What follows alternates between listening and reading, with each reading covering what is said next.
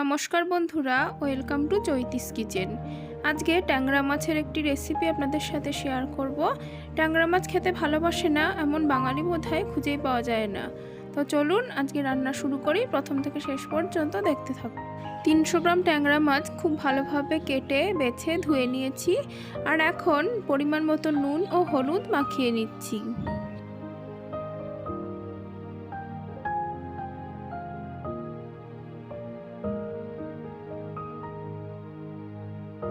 মাছে নুন হলুদ মাখিয়ে নেবার পর মাছগুলো ভাজার জন্য গ্যাসে কড়াই বসিয়ে কড়াইতে দিয়ে দিচ্ছি পরিমাণ মতন তেল।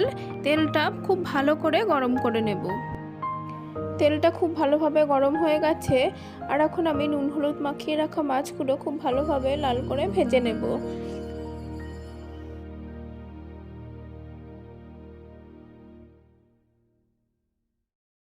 মাছ ভাজার ফাঁকে আমি মশলা বানিয়ে নিয়েছি। এখানে রয়েছে পেঁয়াজ, আদা, টমেটো, কাঁচা লঙ্কার পেস্ট, আর এখানে বাটিতে 2 চামচ সর্ষে গুঁড়ো জলে গুলে নিয়েছি অল্প লাল লঙ্কা দিয়ে, আর এখানে আলু কেটে নিয়েছি। দেখুন মাছগুলো ভাজা হয়ে গেছে, আর এখন মাছ ভাজার তেলেই ফোড়ন দিয়ে দিলাম কিছুটা পরিমাণ কালো জিরে। ফোড়নটা কয়েক সেকেন্ড একটু নেড়ে চেড়ে কেটে রাখা আলুগুলো দিয়ে দিচ্ছি। আলুগুলো ভালো করে লাল করে ভেজে নেব।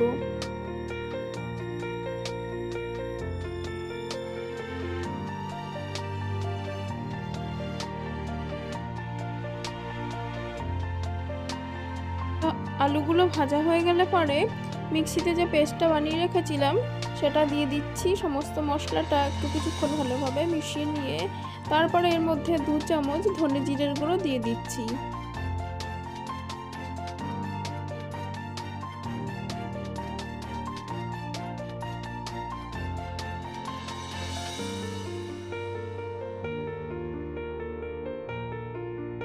এবার দিয়ে দিচ্ছি পরিমাণ মতন হলুদ, তারপরে দিয়ে দেব পরিমাণ মতন লবণ।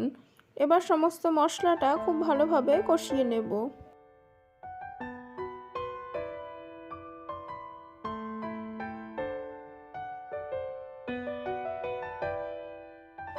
মশলাটা ভালোভাবে কষানো হয়ে গেছে, আর এখন আমি সর্ষে পাউডার যেটা জলে গুলে নিয়েছিলাম সেটা দিয়ে দিচ্ছি। এর মধ্যে আমি ছোট চামচের 1 চামচ লঙ্কার গুঁড়ো দিয়েছিলাম, সেই জন্য ঝালটা আপনারা আপনাদের স্বাদ মতন দেবেন।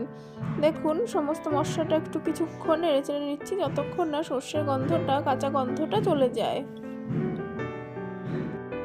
সমস্ত মশলাটা খুব ভালোভাবে কষানো হয়ে গেছে, আর এখন আমি পরিমাণ মতন জল দিয়ে দিচ্ছি।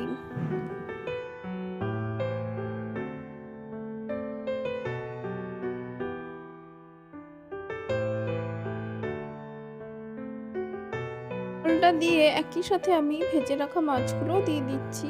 ভেজে রাখা মাছগুলো একটু ভালোভাবে মিশিয়ে নিয়ে তারপরে খুব ভালোভাবে ঝোলটা ফুটিয়ে নেব।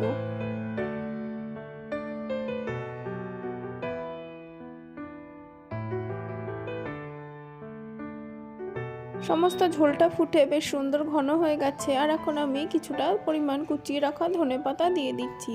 ধনেপাতা মাছের ঝোলের স্বাদ গন্ধ দুটোই বাড়িয়ে তোলে। ধনেপাতাটা সমস্ত ঝোলের সাথে একটু মিশিয়ে দিচ্ছি। রেডি ট্যাংরা মাছের ঝাল। আপনাদের এই ভিডিও ভালো লেগে থাকলে অবশ্যই ভিডিওটিতে লাইক দেবেন, কমেন্ট করবেন, আর চ্যানেলটিকে সাবস্ক্রাইব করে অবশ্যই পাশে থাকবেন। ধন্যবাদ বন্ধুরা।